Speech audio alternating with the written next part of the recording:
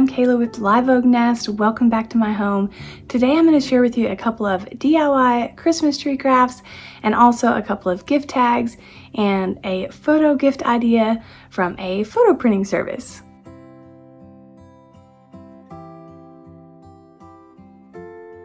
Okay, so the first thing I want to share with you are these photo prints from FreePrints.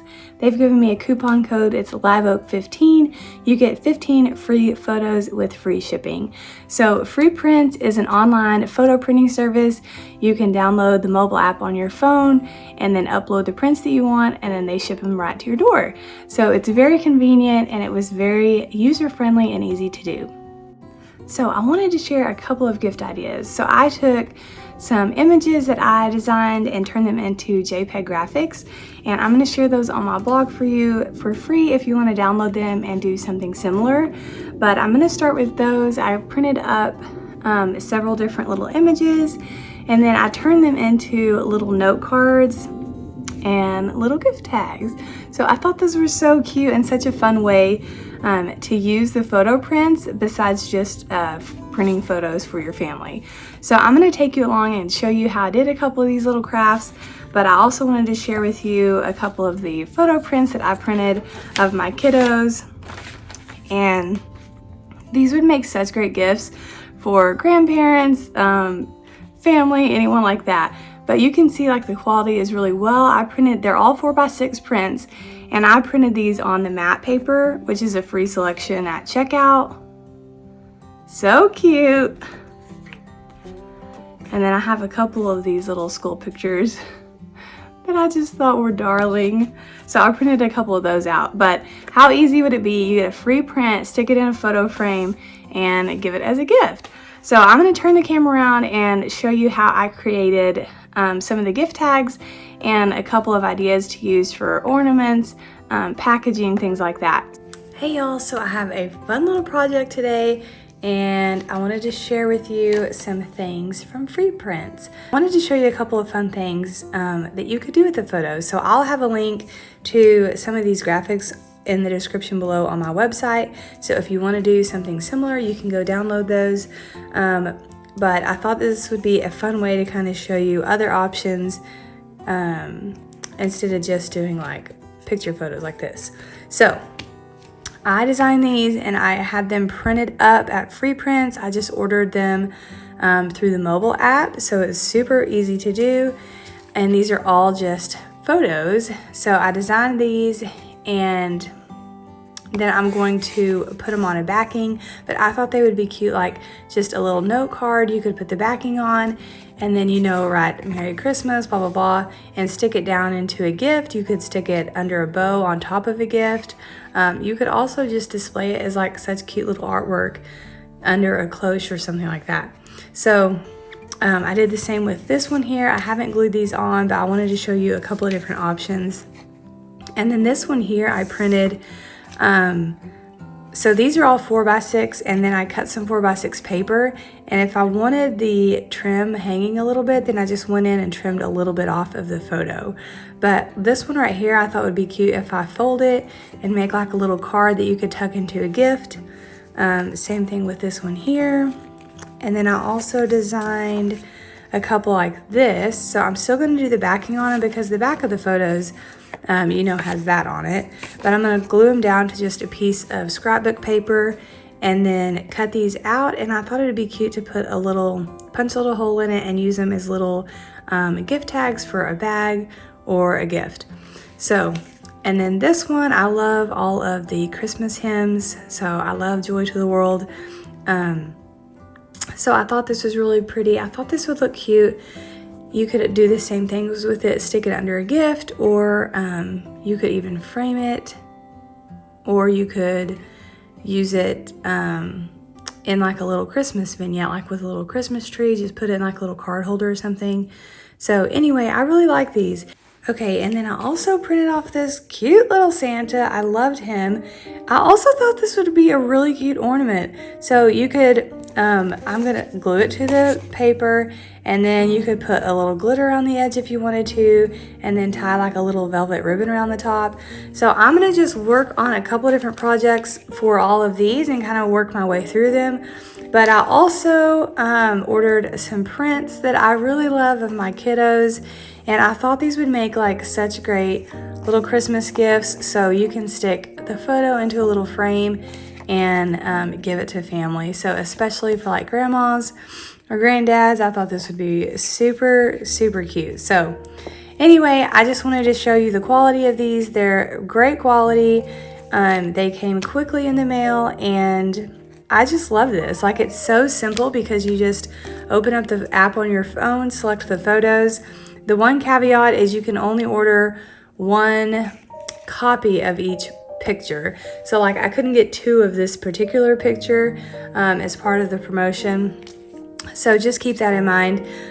But you could, I guess, upload it if you had the photo multiple times, like saved to your phone. You could probably upload the same photo. So anyways, I'll put a link again to the description below, and my coupon code is liveoak15.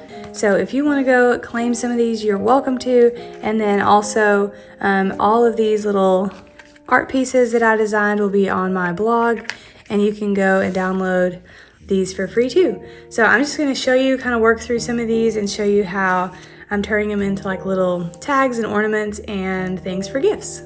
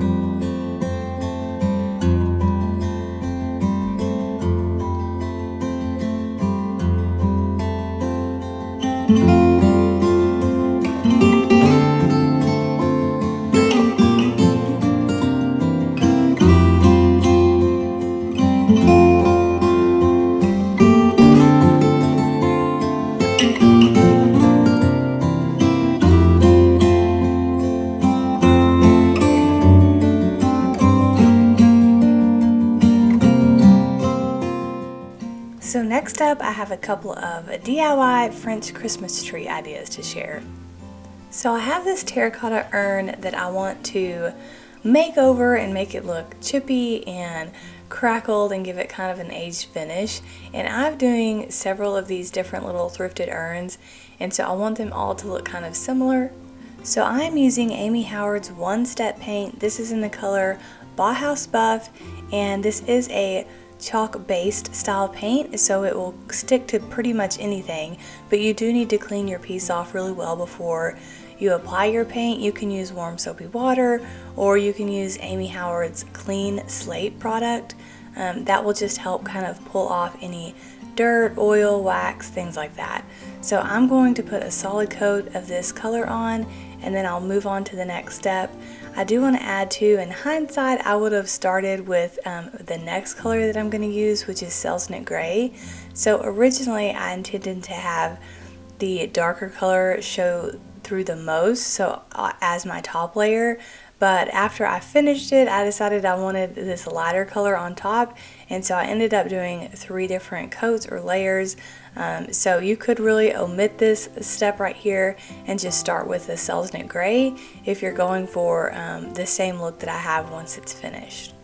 So once that first coat of paint is good and dry, you can go in with your cracked patina. So this cracked patina is what's going to give it the crackled, chippy look. So you do want to water this down just a little bit with some warm water, and then you want to try to apply it just in an even coat all over your piece, and you want to try to avoid any drips or puddles. So I noticed, like, when I'm doing these urns, trying to avoid that is a little bit difficult because it kind of tends to run, but if you just kind of keep an eye on it as it starts drying, and if you start having any major drips, you can just grab a brush and kind of smooth those out.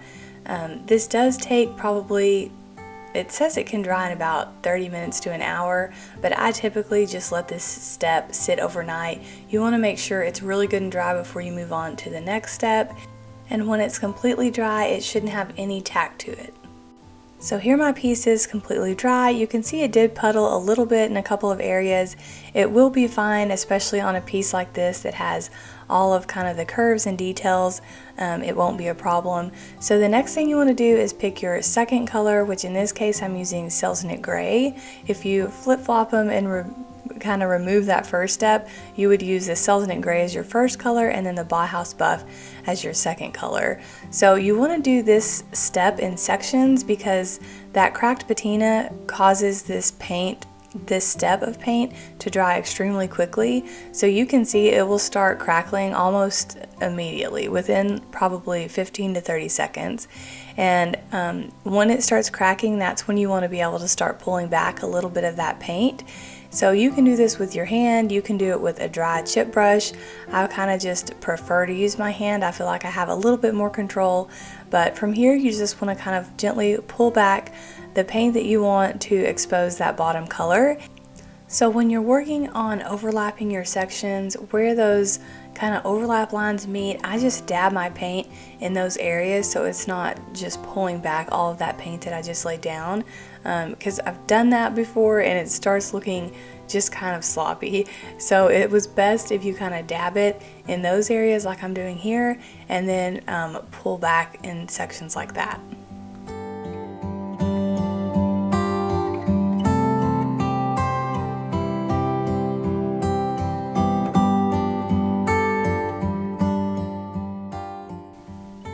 So I wanted to show you here how it looks when that step is completely finished. So I've pulled back all the paint I want, and now I'm going to let it dry really well. So you could completely stop here if you like how this looks, but this is where I decided I wanted it lighter on this top coat and not quite so dark. And so from here I'm going to add another layer of the cracked patina, and then I'll add another layer of the Bauhaus Buff, and then from there I'll be finished. So you can see here the cracked patina has been applied and it's dry. Now I'm going to go ahead and go in with the Bauhaus Buff and repeat those same steps. So I'm going to dab the paint on, I'm working in sections, and then I'm going to use my hands to gently pull off the paint so that I can, so that the Selznick Gray kind of peeks through in a couple of areas.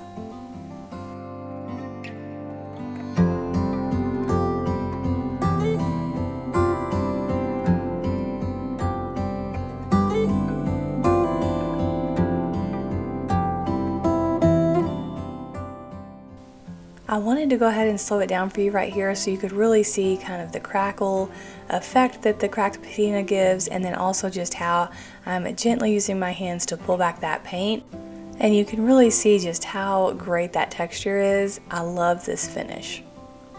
So here my little urn is completely finished. I did add a coat of Amy Howard's light antique wax to just kind of protect everything. But I picked up this tree at Hobby Lobby and I'm going to put it in this little urn.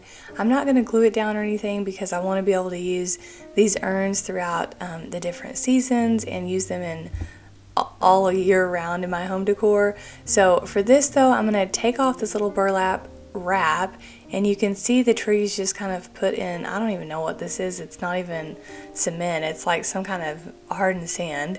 But I'm going to slip it into this urn here, and then I'm going to use polyfill to kind of stuff in all around it just to kind of help keep it secure.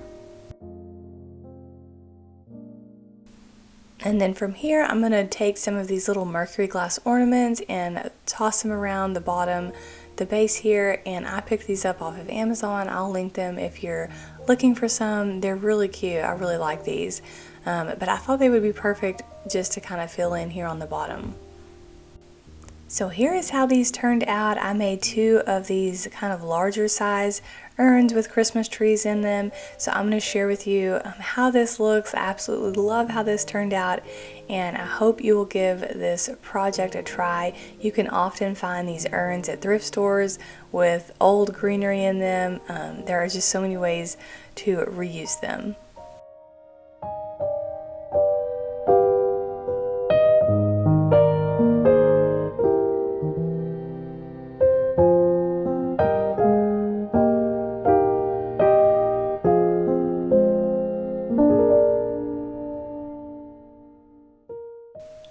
So I also wanted to share with you this very simple and very easy little project.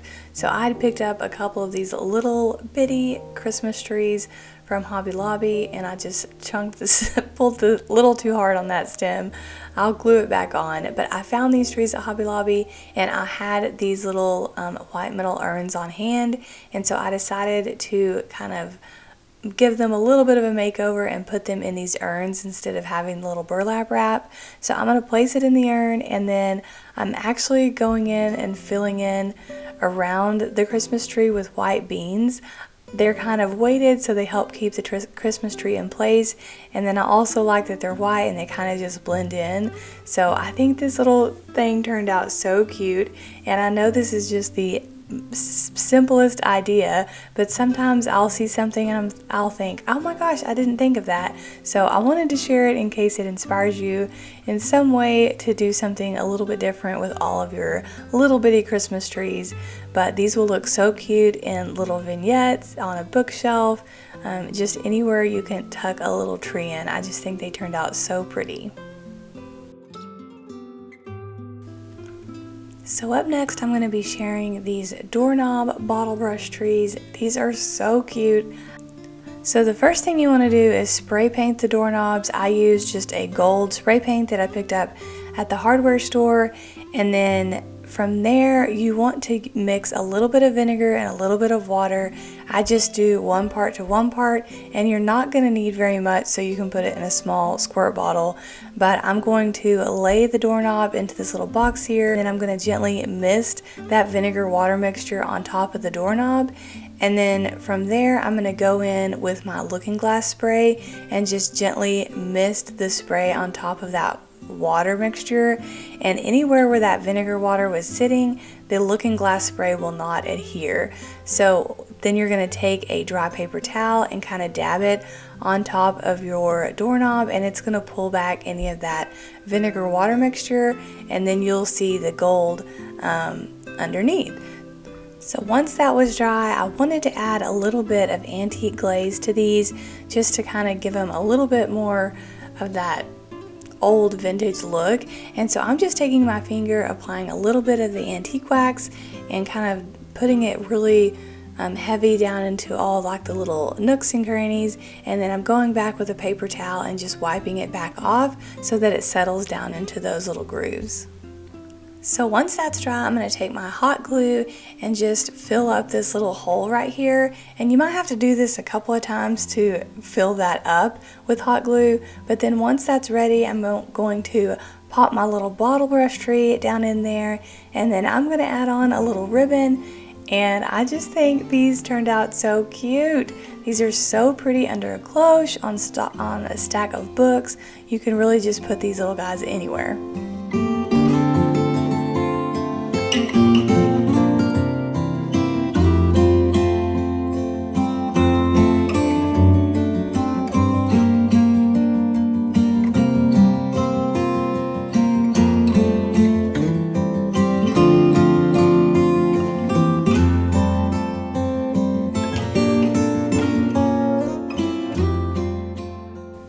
So this next thing that I want to show you also has to do with bottle brush trees, but I took some old wooden spindles that I reused from an old dresser, and I used my reciprocating saw to cut them into all these different sizes.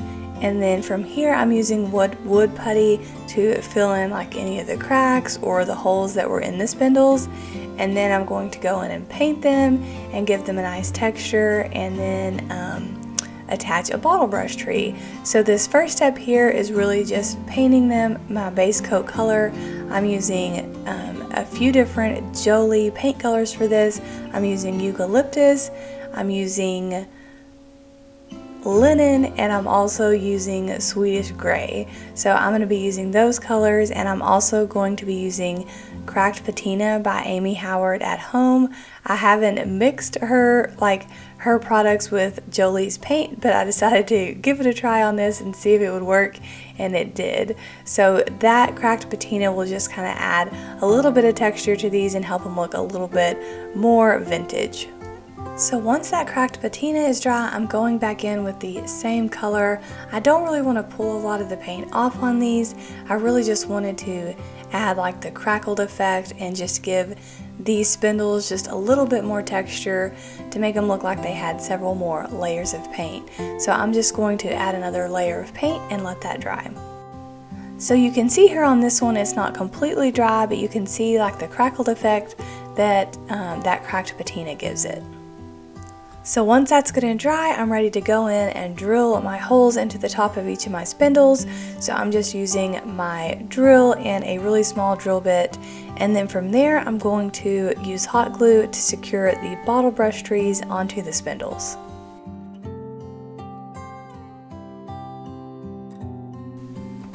I think these just turned out so cute. I love these. They're such a great size to kind of fill in a vignette. You could use one for each place setting on a tablescape. You can use them on bookshelves. I think there are just so many cute ways to tuck these around your home. You could also tie them to a gift, and they are just so cute. I mean, you really can't go wrong with bottle brush trees. You can pretty much stick them in anything and they're just adorable.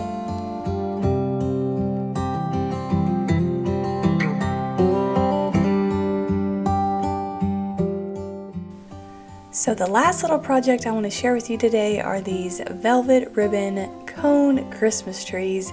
So I have seen some velvet Christmas trees on Etsy and over on Pinterest, and I just think they are so pretty, but I wanted to recreate them and make them myself. So I picked up these cones at Hobby Lobby, and I actually think I got a couple of them on Amazon as well.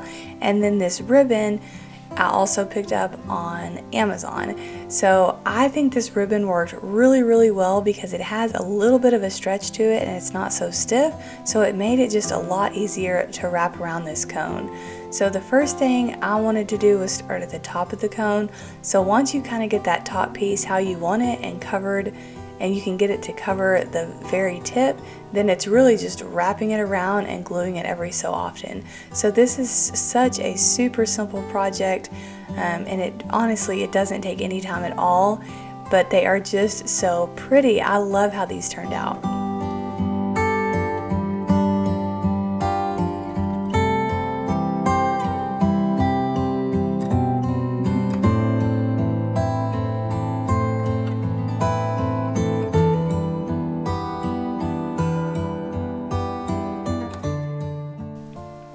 So I ended up putting these on my kitchen island with my Christmas tree urn, my French Christmas tree that I did, and a candle, and it's just such a pretty little Christmas vignette. I love using velvet around Christmas time, and so I just think these velvet Christmas trees are just the perfect touch. Thanks so much for watching today's video. I hope you loved it and you found some inspiration for the Christmas season. I'll see y'all again soon. Y'all take care.